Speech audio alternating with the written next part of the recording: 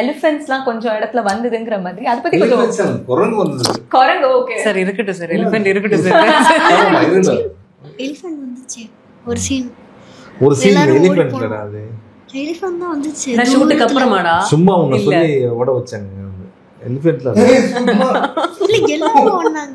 எலிஃபென்ட்ல குரங்கு வந்தது நிறைய. ஓகே அது தவிர அது என்னன்னா குரங்கு எப்படி வந்ததுன்னா, நாங்கள் ஒரு நாள் ஷூட் பண்ணும்போது நான் வந்து இவங்களை உட்கார வச்சு சாப்பிட வாங்கிட்டு வரேன்னு சொல்லிட்டு வாங்கிட்டு வருவேன்.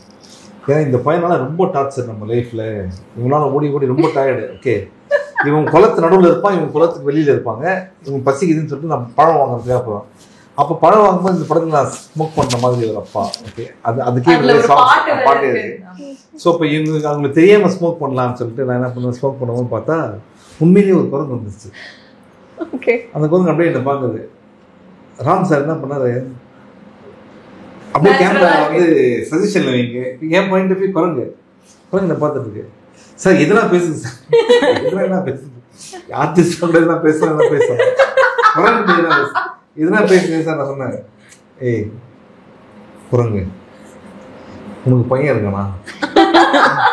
அதை அப்படியே பார்த்துட்டே இருக்காது.